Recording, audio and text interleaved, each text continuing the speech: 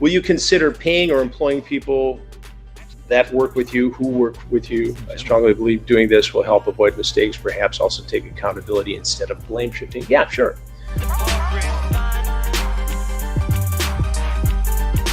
I have so much to say. Good evening, everyone, and welcome to Have a Seat with Chris Hansen. Tonight from New York City, we're going to do something a little different tonight. I will be the guest, and I will take your questions as I have a seat for you. Who is Anonymous Gene, and why is he working for you? Well, this seems to be one of the questions of the hour. I do not know who Anonymous Gene is. I don't know whether it's a man, whether it's a woman, whether it's a group of people. I do know that somebody online named Anonymous Gene, or who calls themselves Anonymous Gene, is a fan of some of the work we've done, of the Predator series, of some of the work we've done on the Onision investigation, and has acted on their own, supposedly in support of our effort. Now, it really pains me when he talks about Anonymous Gene, because it's confusing, really. You hear the way he talks about Anonymous Gene, and he talks as if he knows who Anonymous Gene is. You know, he recognizes the name. He seems to know at least some of the things that Anonymous Gene has done. He's like, you know what? He's his own person, but it's like, dude, there's something that's being left out here. But of course, this will be brought up more, so I'll save some of the comments that I have for that. I know that there have been allegations of doxing. I know there's evidence of doxing. I want to be extremely clear that I do not support doxing. I do not tell whoever Anonymous Gene is what to do, give them instructions on anything. Here's the thing.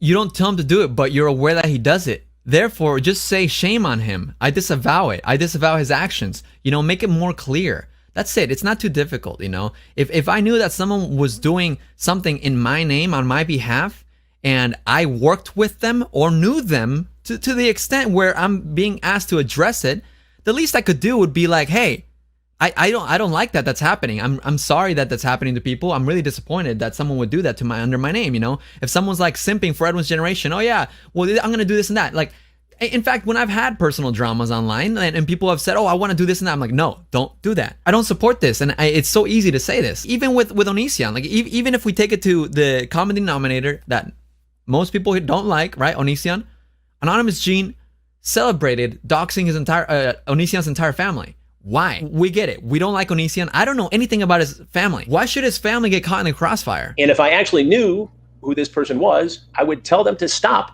a lot of this activity, because I just don't agree with it. I can't control what somebody whose identity I don't know does. Okay, so again, two things. The first thing is what I've just been saying. You can easily publicly disavow it. So easily, dude. Now, something else I want to go over right now is that he seems to say that he doesn't know him. However, there are several examples that he does know him and has had contact with Gene before, okay? And I'm going to go through just a couple right now. So Josh Pescator is seen saying, does Gene work for Chris Hansen? He's responsible for his own actions. He worked with, not for. I pointed this out in his chat, in one of his stands replied to me saying, well, screenshots can be faked. Okay, well, I guess you're right. I don't have the precise link. If I had a little bit more time, I could go through his Facebook feed and perhaps find it.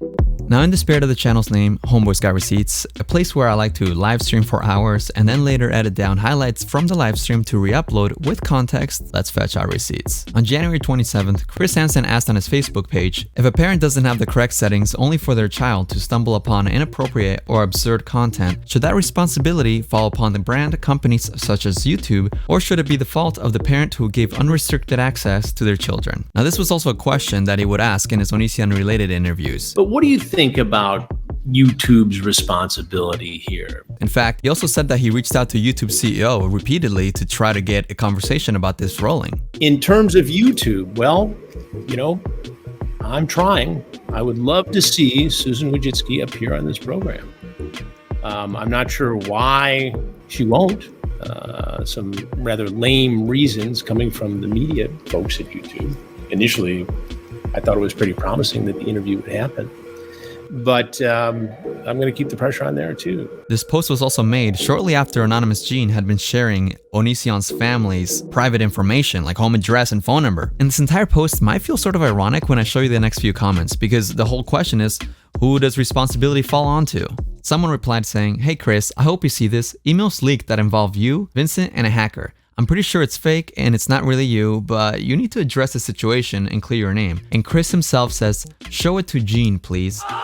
Then the person says, I don't know Gene's details. Could you send me their Facebook or something? I have a link to a video that covers the allegations. Now, let's not forget, Gene is the guy that doxed Onision's family. I mean, that is the worst that he had done at this point in time. And by now, he's threatened other YouTube creators and doxed another YouTuber, John Swan. So somebody else joined in and said, Chris or Chris's mods, you should read this before going public about associations with doxers and hackers. And it's an article about how doxing could get you arrested. Then we see Chris Hansen say, Gene is not currently with us. Then the question arises, does Gene work for Chris Hansen? And Chris says he is responsible for his own actions. He worked with, not for. Anyway, we keep trying to get an interview with Susan Wojcicki, the CEO of YouTube. And how are you going to propose a conversation with YouTube CEO about responsibility when you can't even take responsibility with people that you have admitted that have worked with you? And it doesn't even matter because we don't need to rely on just one single link. Some of you guys in the chat may be my witnesses. When Chris Hansen first visited Onision at his home, do you guys remember when he posted that video? Been a busy week. I traveled across the country to try to talk to Gregory Jackson, Onision. Knocked on his door. Well, the day before that, a video leaked from Gene. And it was a video of Chris Hansen that Chris Hansen had apparently sent to Gene, but it was leaked to Gene. We've been on his trail for the last day or so. He knows we want to talk to him. I knocked on the door. I heard his voice.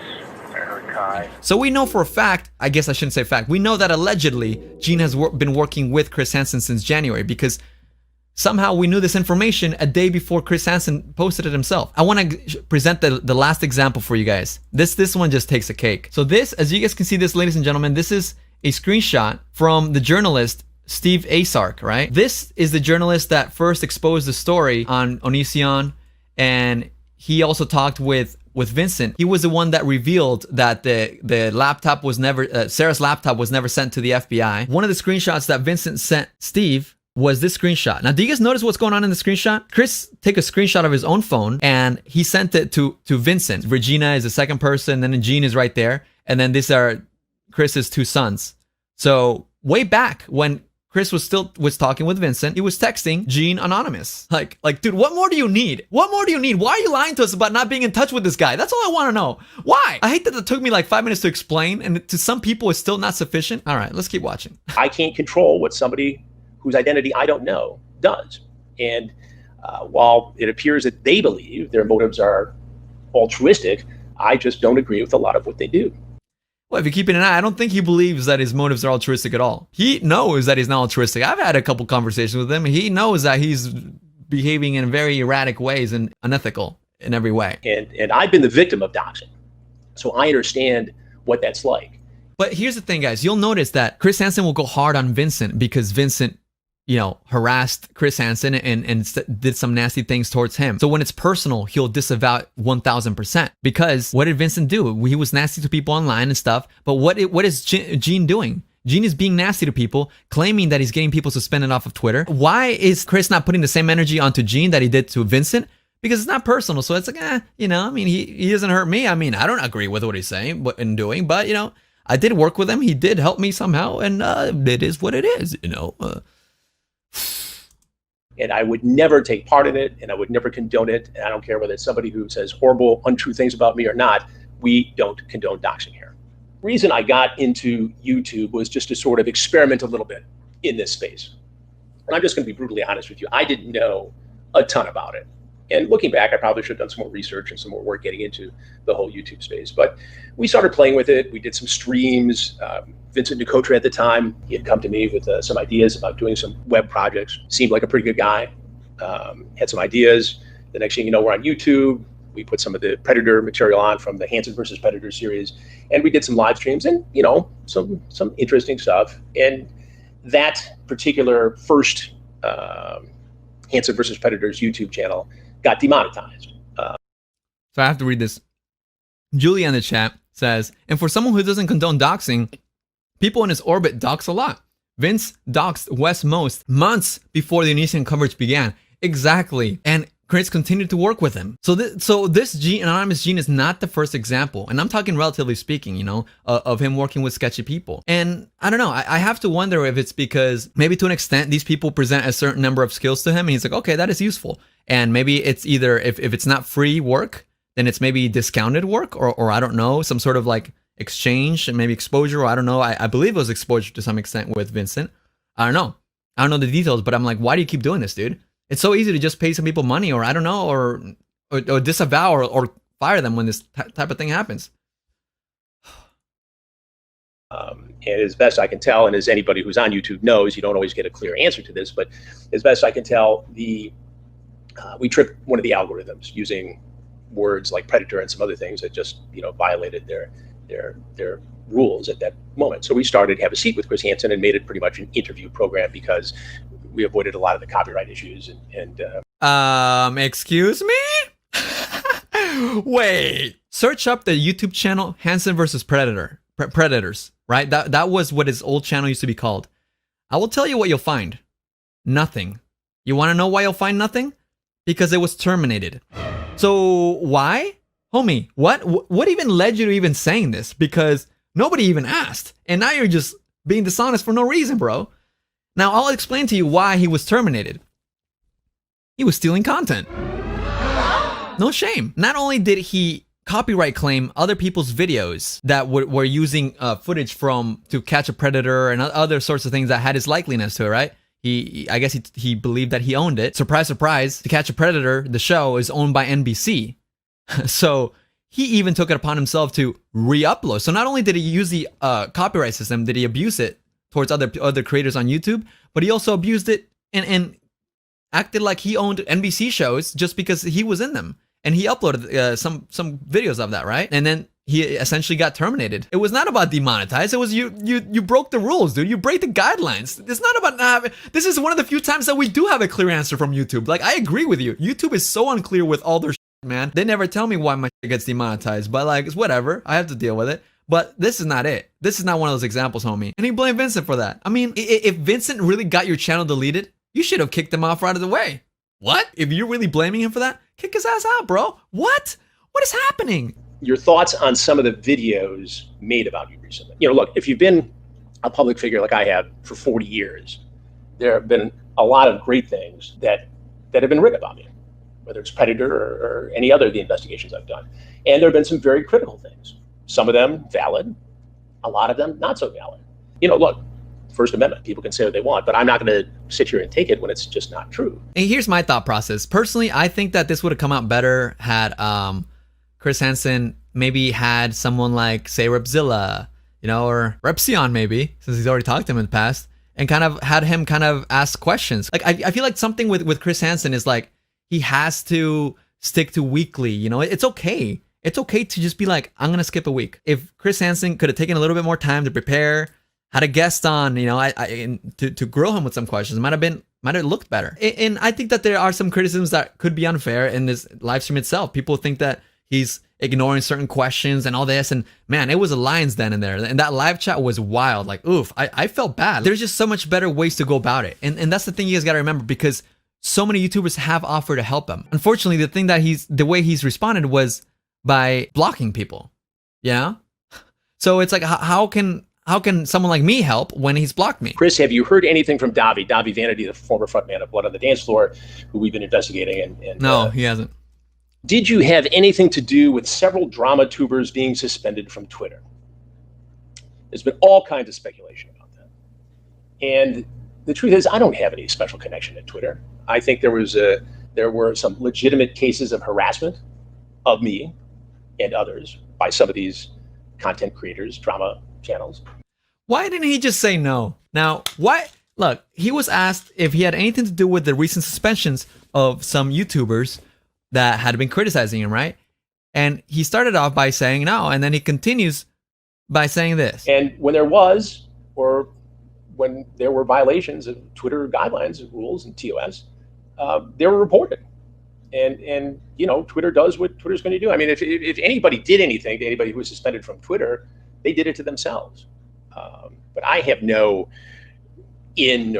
special connection with any of the higher ups at Twitter. Okay, now first of all, did you guys catch that? It almost sounded like he said, if anybody did anything, they did it for themselves or something along those lines, right? Does that sound familiar to you? Does it not sound like he's corroborating that it was all Gene, and if Gene did it, then if he did it, then he did it?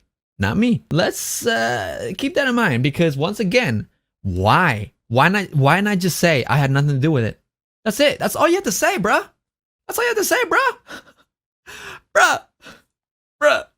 I mean, I'm on Twitter just like everybody else, but I tend to follow the rules with it and not use it to harass and abuse, which is what was going on there.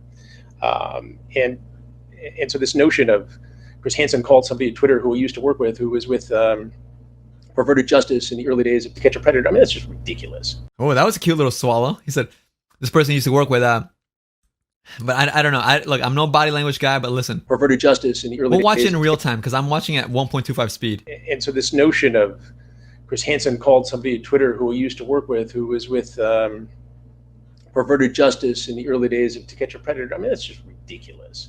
It didn't happen, couldn't happen, and nor would Twitter do that.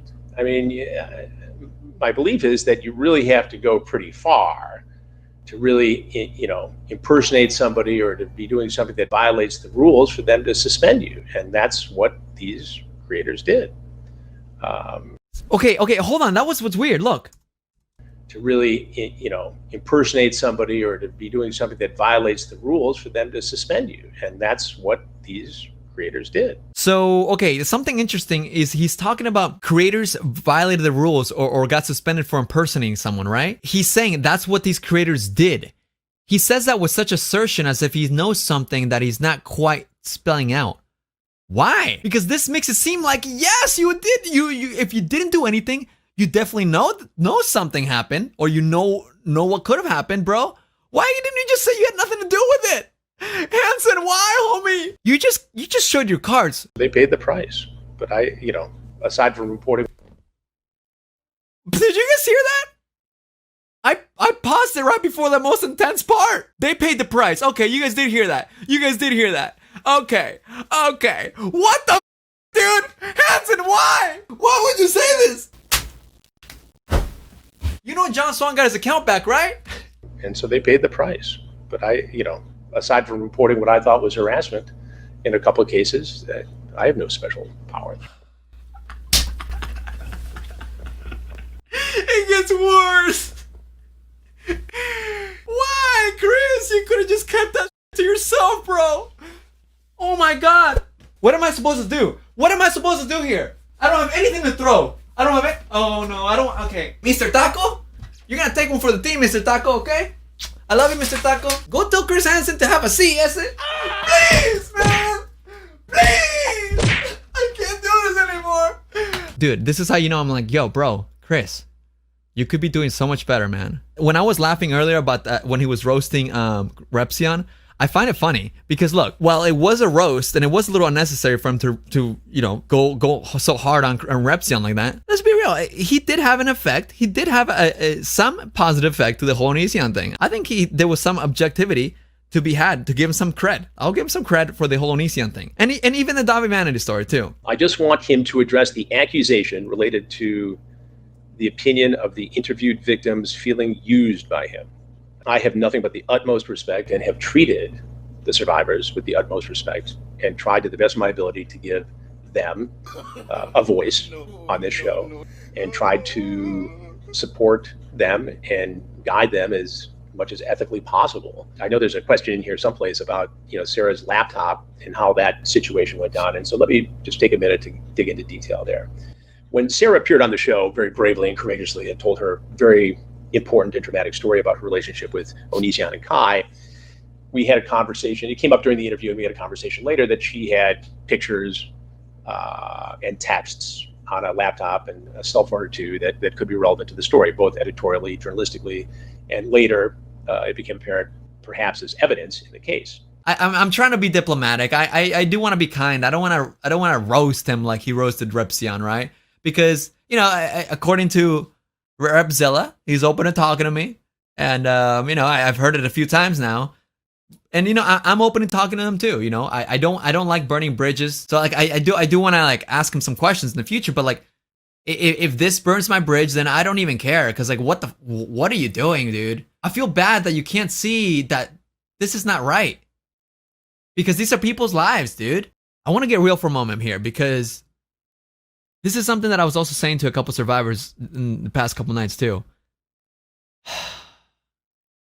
it disappoints me that I can't watch a Chris Hansen show and really retain what is being presented by the survivors. Let's actually do this experiment together here. Let's go to his channel, okay? And I want you guys to be completely honest with me. So here we see an interview with Skylar and Michaela. And here we see an interview with Ashley, Liz, and Kylie, okay? How many of you guys remember these 5 women's stories? Kristen Gonzalez and Bryce Hall.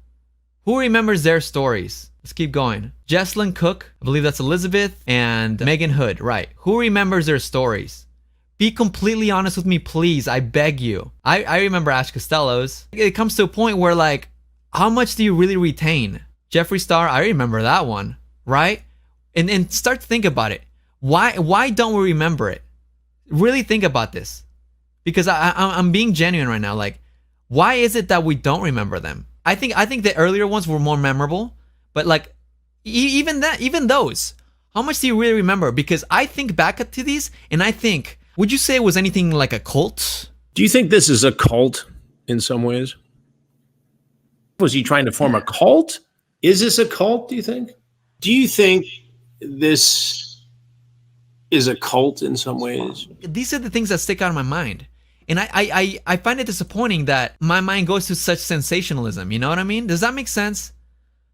Like, it disappoints me that he takes the attention away, you know? And as time went on, people started pointing out his flaws, and he refused to address them. He refused to address criticism that was very valid. He refused to address, like earlier videos. Yeah, I actually remember some of the earlier ones with Shiloh and Ayla and Sarah. But even those, the way he asked questions were not chronological. You know, not to say that I'm any professional by any means. I don't want to compare myself to him in any way, but I'm just saying, like, as time went on, he accumulated more and more criticism, and he refused to address it to the point that people think of Chris Hansen and think of all these things that are surrounding him. And now he takes the opportunity to address it, and he does it in this way where it's just so sloppily done, objectively speaking, you know? And it's taking away the attention of the actual issues of the story. And that disappoints me so bad, you know, because, like, how do I put this into words? There's been a lot of, like, confusion with Chris Hansen as he stepped into it, right? It's not that he stepped into our territory or anything. It's just that things became more and more confusing, and people felt like they owed him something, right? And I'm not even talking about Dahvie Vanity survivors exclusively, because yes, they have expressed that to me, but not only them, but also the Onision survivors, right? It got to the point where they felt like if they spoke out against him, then they would be seen in an awkward light. And that's why a lot of them went silent altogether. Haley released a note where she explained this. And who remembers Haley? Because Chris Hansen did not do a job at making it memorable, despite the video with Haley having hundreds of thousands of views. Isn't that just up? Because in my opinion, it is. I guess I come from a place where I know how much attention and emotion I put into my videos. And the Dahvie Vanity story in itself is so hard to get into because it's so gross to look into the that he's done. How do I put into words? I want to put into words that I hate how distracting it is. Some people criticize that, oh, stop focusing on Chris Hansen. It's like, the reason why I focus on Chris Hansen is because he makes it about himself. There's no other way. If you don't see it, then that just doesn't make any sense, because if he didn't make it about himself, people would not be talking about him. Why are people talking about him more than they are talking about the issue? Is it really the people's fault, or is it his fault? You know, if there's literally a sense, if someone stinks like shit, and there's something going on that, like, right next to him, like 6 feet apart, of course it's gonna be difficult to focus on the thing that's happening 6 feet apart, because you smell like shit. You have to take care of that smell, bro. Go away. Go away, take care of that, and then come back and try to help. Do you understand? Am I communicating? Sometimes I suck at metaphors on the spot, but, like, you know what I mean? Like, if there's so much controversy around you that it's so distracting, you really need to put that shit out if you're really claiming to help the victims, dude. Because so many complaints over, like, at least 12 of your interviewees have come to, or not come to me, but I've had conversations and they've expressed their displeasure of working with you. Dude, come on, man. Get it together. It's just disappointing. It's just disappointing. Oh shit, my guy liner. Do you think he's truly aware? That's an interesting question. Like, I'm not sure, but I'm not sure he wants to hear it, I think. The annoying part is that I still don't think that I express what I'm feeling the proper way. Okay, no. I'll be candid with you here. I feel like overwhelmed. Like, dude, that Dahvie Vanity video, when I was creating that, I was like really anxious time in my life, you know? And like I had like other dramas like or personal stuff with my brother and stuff. And on top of that, like there was like some Discord drama with like my old moderators and shit. Like that video was so like, how do I put it into words? I feel embarrassed. Like the reason why I get emotional is because I feel embarrassed. I'll be honest. I feel embarrassed that I can't work enough on this. You know, I feel embarrassed that I have to address this. I feel embarrassed that I have guests on that I want to give them a voice, but I feel embarrassed that I don't know. They're like, you know, like the other night I had Kylie on and I misfired. I thought I had it. And I only kind of had it because I couldn't retain the information on because of, I don't know, and I don't want to blame. Like, that's why I'm embarrassed, because I don't want to blame Chris Hansen. It's just so hard. Like, when I watch the show with Kylie and I see that before he has Kylie on, he has, like, you know, Angry Slug Productions, who's talking about Onision and his Discord. It's like, dude, that is so disrespectful to me. Like, I feel secondhand disrespected that he's having a guy that infiltrated Onision's Discord server go on right before a girl that was, you know, like taken advantage of by Dahvie Vanity, and then later on made to apologize in a different stream to two other survivors. This is so embarrassing to listen to just secondhand. And the other night, Kylie was kind of, in her words, she was taking accountability, and I get it, because she said that she could have said no to being on Chris Hansen's live stream. And I look at it in a way where it's Chris Hansen. You have a platform, but fuck, like hearing that makes me want to be like, dude, I'll give you guys a platform. If you want to be heard, I'll do this for you. It pains me that people go to Chris Hansen's show and they take away memes like the Heat Boss guy doing like an anime speech about Onision. If I were to say anything to Greg, I know you're watching. I know you love to watch Hansen and you know you love the attention. You're pathetic. I don't know. There's just so much that people take away the wrong things. God damn it, dude. I'm so sorry, guys. I'm sorry. I don't know. I thought I could really get through it. I thought I could really say some things, but sometimes my voice just shakes. Look, when I watch his interviews, I could literally go to a random one right now. Why don't I hear follow-up questions? Why do I feel like he just asks questions that are shocking and says, who does that? Who does this kind of thing? I'm sorry, but if you ask me about like some of the hardest things that I've been through in my life, I don't want to be asked that, you know? So I don't want to put my feelings towards another survivors, because maybe they're okay with that. Maybe they're okay with being asked, what kind of person does this? You know, this person to you. What kind of person does this? What do the wants to hear that, right? That's my mindset. I wouldn't want to hear this shit. I'm sure you relived that moment dozens and dozens of times. I mean, what kind of person does that? And there's just so many examples of things that I find to be so inappropriate. I'm so sorry. So I'm so embarrassed now for a different reason. Earlier I was embarrassed for like, you know, okay, I'm calming down now. I don't even like being comparative because look, I didn't study journalism, but I mean I studied psychology, and I you know, within psychology you study about you learn about ethics, and you know, you learn about like how people think and how they behave and what's appropriate to do and the kinds of therapies and stuff. So maybe that's why my mind works in a different way, whereas his might work in a journalistic kind of way where you just want to gain information, right? Maybe that's a difference. I don't know. But it's just like there's so many things that I just find to be so inappropriate.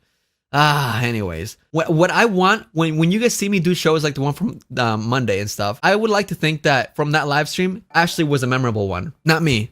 I like to think that I did okay at that, you know? I like to think that you didn't walk away from Monday's show thinking like, oh wow, Edwin did great. No, I mean, or if so, like I want it to be second after that. I want Ashley to be the spotlight. If I give someone a spotlight, I don't want it to be about me. That doesn't make any sense. Listen to Ashley's voicemail. Where's my phone? I haven't even seen my phone in a while. You need to know that you are doing so much. You have helped me so much more than, I don't want to say anybody else on the platform, because obviously, you know, Shane, Ripzilla has really helped me. and, you know, Shannon and to Mimi being there for me in general, but you have single-handedly helped me so much, and you make such a difference in the anxiety that comes with the whole Chris Hansen situation, and you just truly have been like this ray of light with everything going on. So please, please, please don't get upset and don't think that you're not handling this properly or you're not wording it properly because you don't remember certain stories.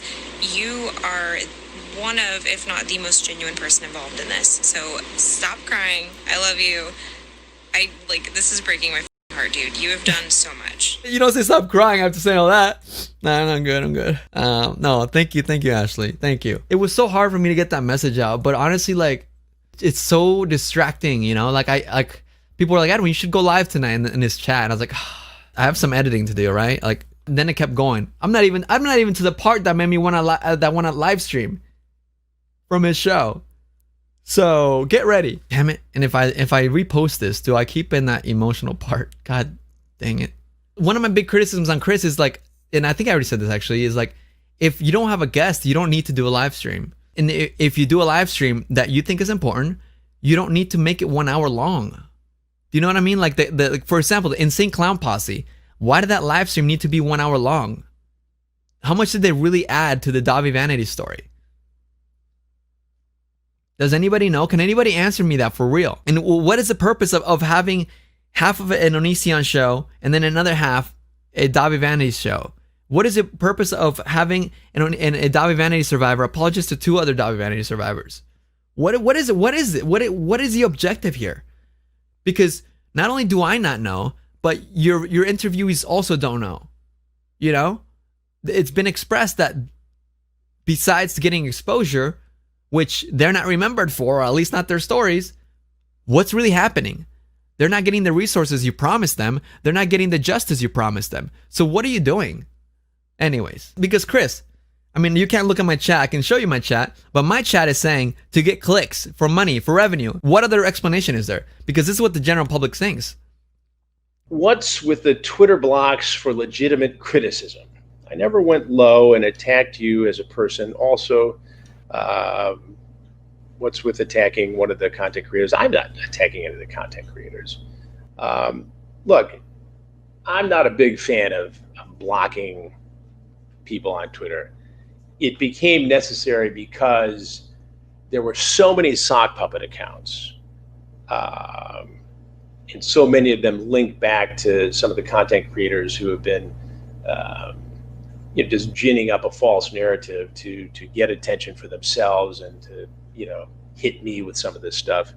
And if you're going to say something that's just mean or something that I feel constitutes harassment, then I have no problem blocking it.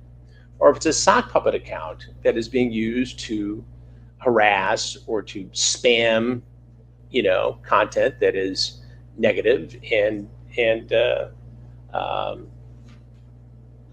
I'm just not going to stand for it. People block me because they don't want me to see what they're doing. I've never attacked anybody or been overly aggressive with it. But I'm just not going to put up with it. If it's harassment, I don't have a problem blocking it. If it's a bot or if it's somebody that's just a sock puppet account being used as spam, then I have no problem blocking it. But that's not somebody who's just being critical. I take criticism all the time. What right now? What kind of response was that? I posted a tweet saying a story in 4 screenshots, right? And it was the one where the article claims that he sold the Onision story. Originally, it was written that Discovery has bought the rights to the Onision story. So, of course, it's not completely unreasonable for a regular human being to be like, oh, whoa, wait, what? Hansen tells me, envisioning his new development model to be incubating stories on YouTube, bringing them to television. So what does that sound like? He got criticism for that, and he tweeted, no one is selling rights to a story to a network. That's not even how it works. And why would you not explore expanding an important story to a wider audience? Shouldn't the survivors' voices and the quest for justice go beyond YouTube? So I said to him, I'm not selling the O story, but even if I was, wouldn't that be a good thing? More people could be hearing the story that I'm definitely not selling. That's kind of how I read the tweet. That's what my tweet says. And then he blocked me for saying that. That's what I said. Wow, that's a lot of harassment. And actually something I want to point out, and apparently John Swan had a live stream yesterday, I believe, and there was someone that was talking about a text conversation that he had with Ashley, which, you know, I did my live stream with Ashley on Monday night, but I forgot to get where I didn't get to the part where she gave like her departing words, so to speak, right? She gave like a long ass like text message to him, like saying that, yeah, I don't want to be a part of this anymore. And then he just gave like a 2-sentence response. You want to pop on for 5 minutes and explain? Okay, I'll put you in here. And also I'll go to pee right after. I mean, while Jesus, Edwin, this is my first pee, bro. People will be proud. I've been live for 2 hours. It's my only pee. So yesterday I was on John Swan's live stream, you know, just like hanging out, just watching it, which was completely irrelevant to Chris Hansen. Like nobody was talking about him whatsoever. And the minute I got in there, this person, like G News, they posted like 3 different random things. Like I hadn't even talked. And I think I said like one thing in the beginning of the stream. And then this was like 20 minutes in. And they started going on about, like, I know why victims don't want to talk to Ashley because they're mad at her and I don't blame them or something like that. And I was just like, okay. And I ignored it and just kept moving on. And then somebody sent me a screenshot where they said, as Edwin said, it was Ashley's only mad because Chris Hansen didn't say her last name on a live stream and because she redacted a heart from a text message from him, LMAO. And I was like, wait, what? That's like, definitely 100% anonymous, Gene. The G News gave it away, and then after all the creepy messages and like knowing extra information, there's no way that's not Gene. Well, they were typing better than he does. Like they were making like tangible sentences. It was weird. Like it was really strange. But so just a quick little disclaimer for everybody because I just kind of like jumped off the call the other day. But whenever I told Chris Hansen that I didn't want to be a part of his show anymore, he had texted me and asked if we were good and like said he wanted to catch up. And I was like, you know, actually we're not good. And I sent him like 7 paragraphs of all the things that he's done that has bothered me. Like I didn't say anything mean. I was just like, this really bugs me. I didn't feel like this was right. And one of them was, I told him that he wasn't really talking about me at the end of the streams anymore for sending people to come to me for filing police reports and stuff. And that's like me and Mal Levy's thing. Like we are always named at the end for people to come to us for advice or anything. And if he did say it, he would be like, oh, well, and this is going to sound really petty. Like, just so everybody knows, this isn't like a huge thing. This is just like a little thing that I've noticed. But he would be like, well, you know, Mal Levy and other survivors. And he like wouldn't say me. And if he did, he would just, I don't know. It was really quick and really brief. So I was like, all right, like that's kind of bothersome because you haven't talked to me in over a month and it just feels like a petty thing. But nobody really knows about that, you know? And then when I was going through text messages, I had redacted a heart react on like one message where he said he'd always be there for me. Maybe it was petty, but I was just like, you're not always there for me. F that. And I guess he got the notification. And so he told somebody, because I didn't tell Edwin that. I didn't tell anybody that. Like nobody knew that except for me and I guess Chris Hansen, because I didn't even know that it gave an alert when something like that happened. So I don't know. It makes no sense. Again, there's like a situation here where you're like, pitting survivors against each other for internet drama. Yeah. It's so awkward. It just to think, it's really to comprehend it. Like, why? Why is this the way that it is? Okay, I'm gonna pop out of here, but I'll be in the chat. All right, if you want to pop in again, I'll keep you in the group chat so I'll share my screen. Okay, if I feel like there's a point that I really get angry at, I'll be like, listen. Yeah, it's fine. All right, we'll see you in 3 minutes. So someone actually noticed one of the things that G News was saying in John Swan's show, and they tweeted Ashley a screenshot. So Ashley quote tweeted the reply and gave context to the whole situation. Then a few other Dahvie Vanity survivors tweeted at Ashley their disgust and annoyance at the whole situation. Matt Levy had said in a now deleted tweet, "Wait, what? Who is that person? That is bizarre as hell. I don't like that at all." Then a few days later, someone connected the dots and noticed that G_news is Gabrielle, which when you look up G News on Instagram, it turns out that is Chris Hansen's now fiance. Within the same day, Gabrielle's account was locked and many followers were removed. So yeah, that's quite the twist. Chris Hansen's fiance taking little jabs at Ashley. Address the Goon Squad and what you meant by it. Is it Goon Squad or Goof Squad? I don't know. Anyway, the Goon Squad was something I said when a group of content creators were what I thought was harshly critical of both dramas and opinions and of another survivor in the Dahvie vanity case. I think in the case of the survivor, Noah Love, she went into, what ended up being a lion's den, and she was abused by some content creators, just plain and simple. And it was wrong. And they did it for sport. And they did it to make fun of her. They did it for sport and to make fun of her. This is what turns me off, the whole Goon Squad thing, right? And if you guys saw me in his chat, it was me asking a lot of questions about this whole Goon Squad thing. Because if you look online, there's no positive associations with Goon Squad. It's all been like intimidation tactics or violence, really. Now, obviously, it's not going to be literal. So I'm seeing it in a way that Hansen is using it to sort of force people's values through ways of intimidation. And I don't agree with that. All right, let me give you guys the origin story of why Hansen labeled us the Goon Squad. Because this gets to me. I was not happy from the start about this entire thing. When he posted his video addressing criticism, several YouTubers, including myself, reacted to it on Augie's live stream. I would never ghost anyone who's ever appeared on my show. She knows how to get a hold of me. I've reached out to her. I can only believe that somehow he's not being truthful about this, or that he caught her at a very vulnerable moment and there was some sort of misunderstanding. Just for clarification, by the way, he's talking about Repzilla right now because Repzilla made a video talking about how Damien made an Instagram story saying how they wanted the donations from the show, right? And also, by the way, Damien's very adamant that they go by they, them, and he keeps saying she. For someone that cares so much about the victim. Dude, I'm not somebody who polices pronouns, but if you're gonna go, I'm a firm supporter of the LGBT. So that's kind of the vibe of Augie's live stream. And in this particular show, we were clowning on Chris Hansen's video because it was just not good. Later into the show, an alleged victim of Dahvie Vanities demanded to come on the live stream by asking me and Repzilla through private messages, and then also repeatedly throughout the chat. This did not turn out well. So I know what your name is. I don't know if this is gonna be a positive or negative thing, so I don't want us all to flip out. Okay, so you can see right here, I found it. Figure it out. He says, bring me in. I'm laughing because I was the first one to say that we need to be calm. Yeah, you were? That funny? That was me just saying, guys, we need to be calm. I was trying to find her chats, but you can see, look, there's 19 results. This is right here. Well, I mean, not all of her, but she says, bring me in. I want to survive her. And I want to say something on live. And then she says, let's go. I have some words. She says, I have Discord. And, not at one point in this entire live stream did we ever talk about Dahvie Vanity at all. Augie did not know who she was a survivor of. We were talking about Onision. She's, I'm on the app.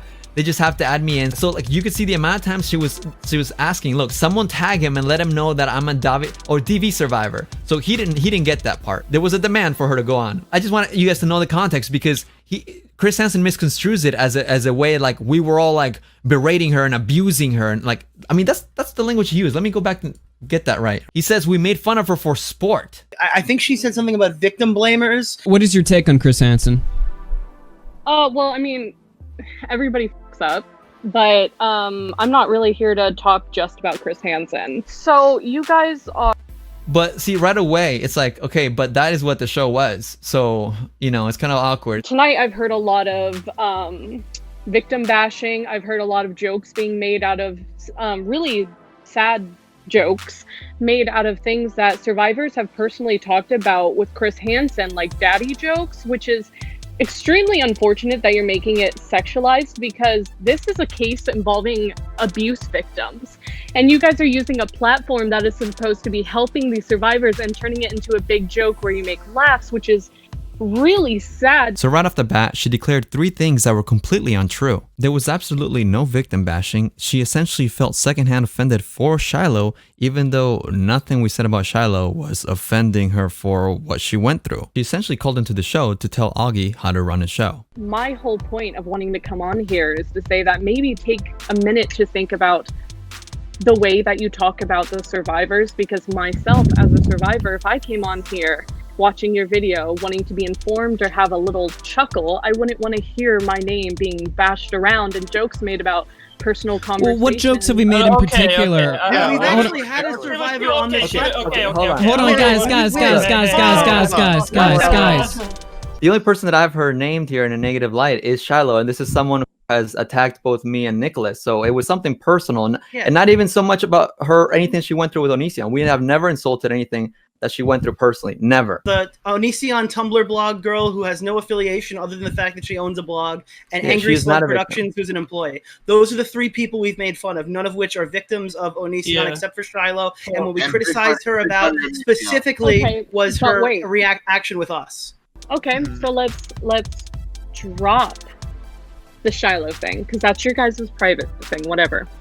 When you There was absolutely no victim bashing. We did not make any jokes at the expense of victims. because it was brought up a personal conversation with Chris Hansen and some survivors where he had referred to them as daughters, and then someone, I don't know who referred to him and saying, "Oh, so if Chris Hansen refers to these girls as daughters, does he refer to you as a son, Daddy?" I Chris? said that. Yeah. That Right, but is do you have a very- problem with the whole stream or That's one not joke in 3 hours? inherently Yeah.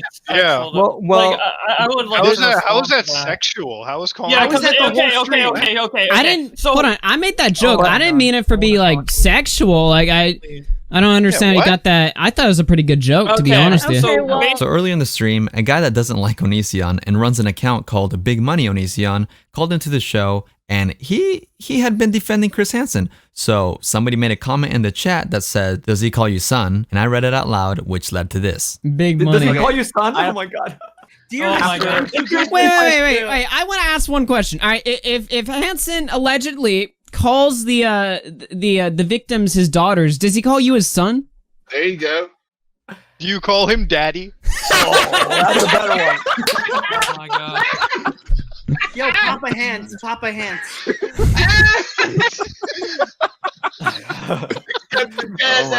Time to borrow You guys. Sorry. I had to do that. I'm sorry. Look, Big Money. We saying this as homies. You know that. Like. I think most of you guys are pretty all right. Josh, I don't like you. I don't like how you talk to me in the DMs.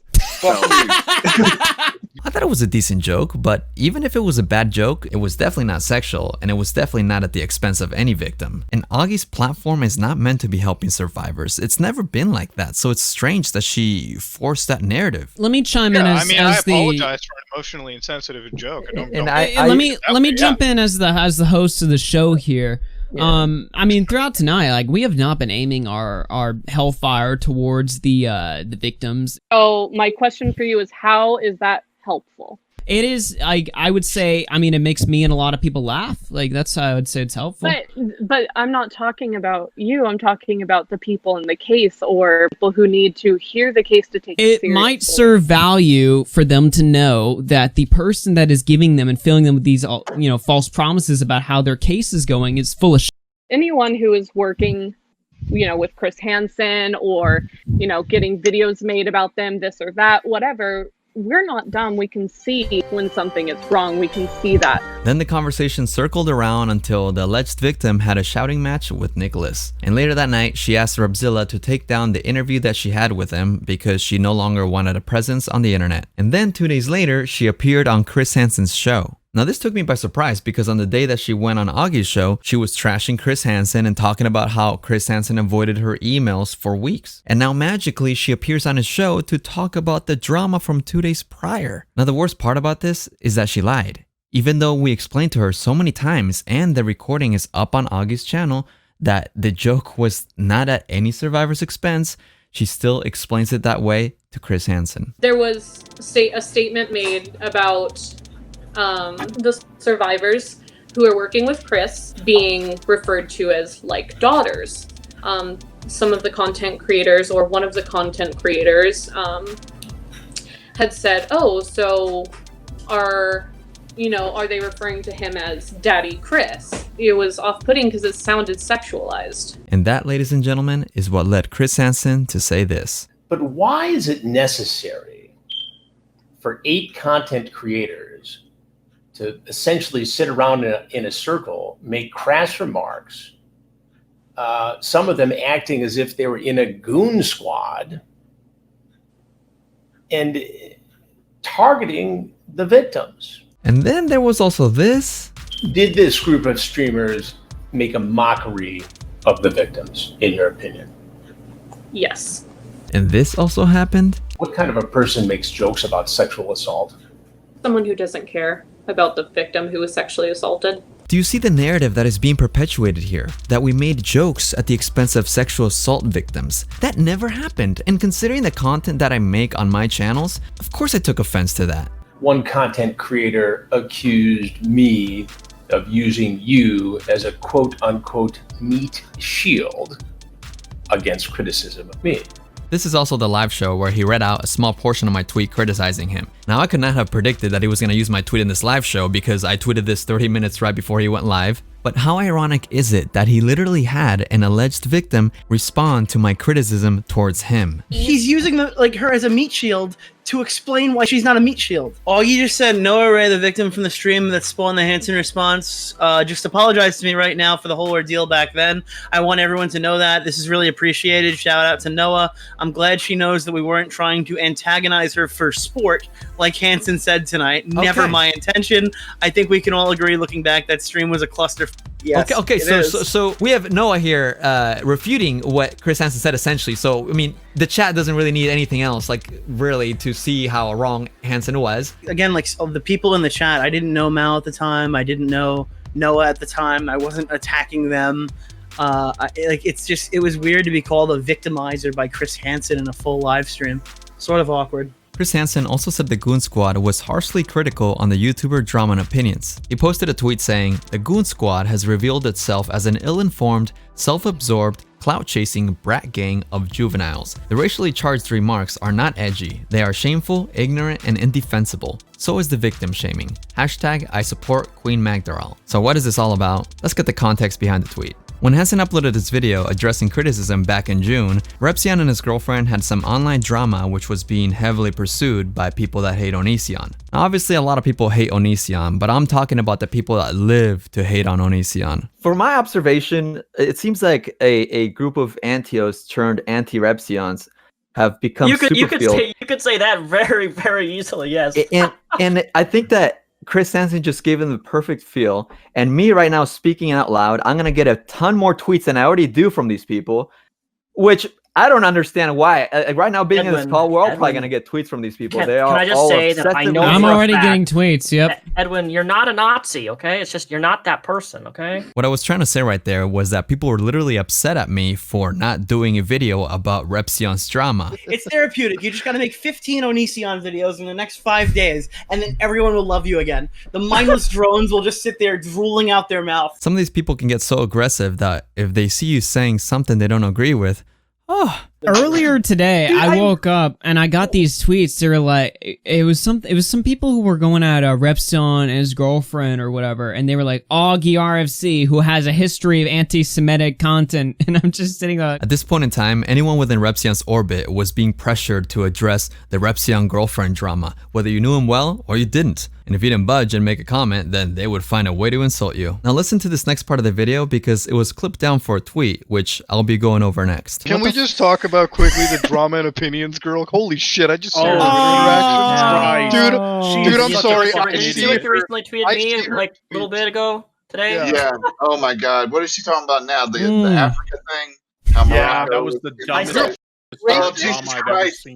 Shut up, Magdal. Just go away. Look, I've had people be racist against me. I actually blocked her. So I met Repzion I can't deal once. with it anymore. And Repzion was not racist towards me. It was kind of cool. Really now? Thank you for your solid testimony, man. man. Call me white, bro. Shit, now I'm gonna get his haters on my ass even worse. Why'd I say that? Now, of course, that clip alone does not include the part right before where I was talking about how aggressive Repzion's haters were at the time, you know, and how they were really going after the anti-Semitic part, which is what he was talking about and what I was also referring to. There were about 8 people in this call and everyone was talking about something else. So to group everybody for the same conversation is absolutely ridiculous to me. I just made the comment that Repzion was not racist towards me that one time I met him 5 years ago. It really was not that deep. I don't really know what else to say. You could say it's a stupid joke, but like, I don't understand how you dissect this and say that I feel the need to joke about topics that don't affect me. What? When you strip down the context of something like Augie's live stream, which is literally just a variety show of some dudes making casual comments and jokes about what's going on on the internet, then I guess you could make everything look bad. I mean, you take anything out of context, you can make anything look bad, yeah. But anyways, Drama and Opinions quote tweeted that and said, "The things said in that clip were racist, period. Them laughing about it shows their disgusting attitude towards the topic. I'm not intimidated by a bunch of bullies and will keep speaking up even if I stand alone. Shame on them all." Now, I don't know what?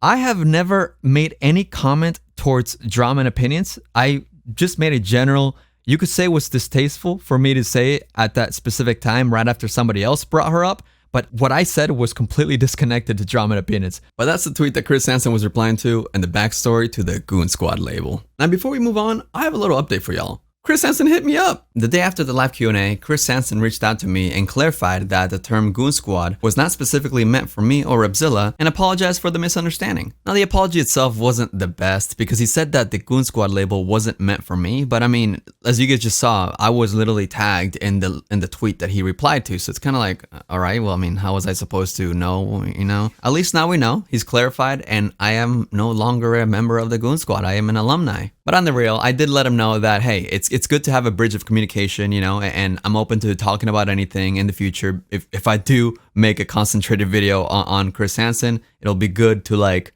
talk things out directly, because obviously, even though we had that tiny exchange, there's still plenty in this video. I let him know that, hey, this video is still gonna happen. Like, I'm still working on a video addressing your Q&A. And he's like, yeah, all right, well, you know, you do what you gotta do. I'm like, all right, yeah. So obviously, like, there's still a lot of unanswered questions, and hey, if he's down to talk about it, I'm down to talk about it. But that's all. I'm glad that he's okay to some extent to stay civil on this kind of front. But anyways, now let's move forward with the rest of my response / reaction to his Q&A. I know there's a lot of questions about this, and I answered earlier in the show, but people are still asking. I don't know who Gene is. If I did, you know, I would tell him not to do a lot of the things he's done. See, that's interesting. Can we pause for a second? What his The only time I can disavow Gene is if I know Gene's name. Like, what? Like, you can't just come out and say like, hey, what Gene's doing is wrong, right? Unless he like That's the point. Like, what? That's the point I made earlier. It's like, dude, just publicly say, like, come on. Say like, I disavow this. I don't support the doxing. Actual motivations are, I don't know. I have no control over him. Anybody can take a look at text, real or not, and you know, I just don't have. I don't have any control, or I don't. Yeah, but we have like a Newsweek employee showing that you literally text message this guy from a screenshot that you sent to him. Okay, but what do you mean to say? You know, anybody can take a look at text, real or not. The general public don't know about this, like straight up. You know, his audience, I'm saying, and he's only alluding to it in such a strange way. It's like, okay, like for me to say that, for anybody to say that he does my bidding, it's just not true. He does what they do, whoever he is. But he does. Oh, I'm sorry. They do what they do, because the new thing is now we don't know if Gene is a guy or a girl. So, come on, Nick. In his video where he's talking about Damien, he keeps saying she. You think he's gonna respect pronouns for Gene, dude? Edwin said you worked with Gene. I never said I worked with Gene. When he read that and he's like, I never said I worked with Gene, I wanted to explode. I was like, yeah, he's literally lying to our faces. It's just so frustrating. Like, why? Why? I didn't, you know, I've never reached out to Gene and given him instructions or told him what to do or anything else. And anybody who suggests that just doesn't know. It gets to a point where I don't even know what to say. Whatever Gene's agenda is, he pursues it. It's not on my behalf. You were quoted as saying that you believe members of the Goon Squad had committed crimes against you. You know, look, I think that there was harassment there. I think there was harassment. I think there was a misinformation campaign. You know, crimes, is it criminal? Is it civil? It's criminal what they did in terms of taking a narrative. Oh, that's such a reach. And spinning it into something that, you know, they made look absolutely horrible. Why would he double down on it? That was weird. It's criminal that we made him look absolutely horrible, or we made him look criminally bad, Edwin. You don't understand. That, you know, I have no influence over Gene. Whoever that really is, he does. I love how he puts ... Whoever that really is, he does what he does. How much research do you do for stories? Well, I do a lot of research. Oh, good to know. Dude, I love that answer though. How much research do you do for stories? Well, I do a lot of research. I talk to people. He literally Your says that. survivors do the research for you for your stories. I think there, we do pre-interviews. We check background. Well, that's what he says. He says, I do a lot of research. I talk to people. I think they're, we do pre-interviews. We check backgrounds. So he's saying we. He's no longer referring to just himself. So he's obviously referring to the likes of you, Ashley. You've helped, and that's a shared responsibility there. Not really all him. We make sure that the people are telling the truth. Do you though? No, they don't. No, they don't. If you have receipts, it's a bonus. But if you don't have receipts, they're like, sounds good enough. I mean, that's what some people have said, and that's the sad part because even the people that are telling the truth or do have receipts, they were not asked for receipts. Some guests, are easy to verify. There are some people who have come forward and claimed things, and I could never verify it. They'll never be on the show. So I mean, you see the people you see, obviously, but there are a lot of folks who just don't make the cut, and we can't verify things, so they don't come on the show. Why was your lawyer, Mike Morse, willing to accept doxx on myself and Goons when asked via email? I don't think that happened. I haven't discussed it with Mike, but I can't see any set of circumstances that... I've never seen this in my life. Chris Hansen's lawyer was willing to accept Goon Squad doxx. It's so funny the way this is written. We just are the Goon Squad, I guess. He wanted private information, which was specifically a full address, and forwarded to Chris. Information for Chris Hansen. Now, this is Friday, July 31st, so it's just under a week ago. Hi, Mike. I am a fan of your YouTube channel, and I am big into watching what is going on with the Onision situation. I think how you and Chris are being treated online is atrocious, especially with the videos that are being made on you from lesser creators. Holy shit, girl. You really know how to drag us in the process here. It's absolutely abysmal and should not be tolerated. I've been talking privately with some of the members of the Goon Squad and was given information that I think would benefit Chris, including one member's full name and address. I was hoping to send this to Chris, but couldn't find an email. Let me know where I can send this information. Thank you, Cecilia. I sent it and I was just like, hey, I have the docs of members of the Goon Squad.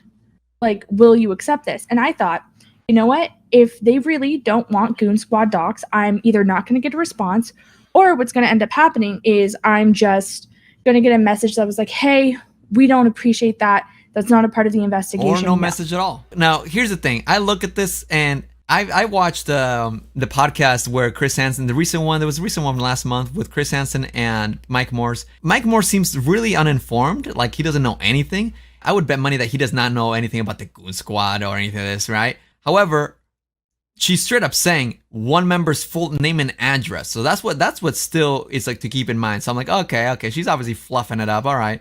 But July 31st, okay, Friday, let's see. 2 days later. How I viewed it is I was like, when I didn't get a response in a day, I was like, okay, they're either not going to respond or he's legitimately running it by Chris to see if this is something Chris wants. It's the weekend, sis. I was like actually shocked, and I forgot I did it until today when my husband was just like, well, did they ever email you back? And I was like, probably not. And then I checked, and I was like, I have an email where he's like, send me what you have and I'll forward it to Hansen. And I was like, oh. A lawyer. Oh my God. Okay, and here's the thing. You can't say he didn't read the email because she's fluffing him up for like the first 3 sentences. Well, not only am I fluffing him up, I'm also saying things like, I want to help Chris and I need to get in contact with Chris. And that's like later in the email. So it's like he read what I was going to give and he knows I want to give information. So he sent that directly to him. Full name and address. Well, and here's the thing too. We know, as Ashley said in the other live stream, that, Chris definitely wanted to have Dahvie Vanity's address for some reason. So that's a little questionable on its own. No matter how you feel about the guy, it's kind of weird. No, look. I will be nice to Chris here, because again, this has been less than a week old, and I can probably say that they probably haven't talked. However, he is simping for Mike Morse, who again has an active legal case. He's going to court right now for sexual assault, which in itself is a questionable thing in my opinion. So it's like he's giving the benefit of the doubt. If your platform is about predators, you should probably make sure that you're not working with somebody who's an alleged predator. Will you consider paying or employing people that work with you, who work with you. I strongly believe doing this will help avoid mistakes, perhaps also take accountability instead of blame shifting. Yeah, sure. I mean, obviously, you know, if we continue doing this and it continues to grow, we need to. So, you know, I asked him straight up, will you consider paying people or employing anybody so you can stop blame shifting? And he just said, yeah, sure.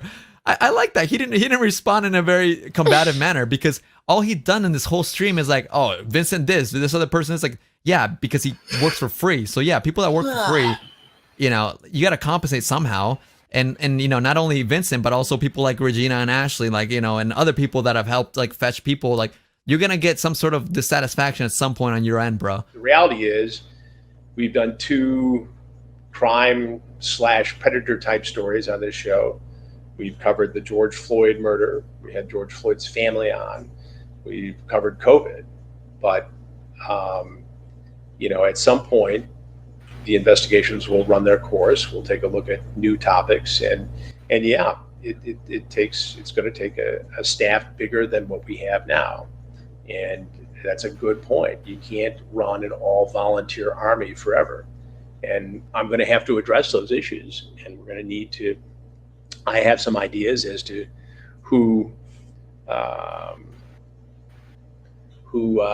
can be involved in that, and I'll continue to explore that. But yeah,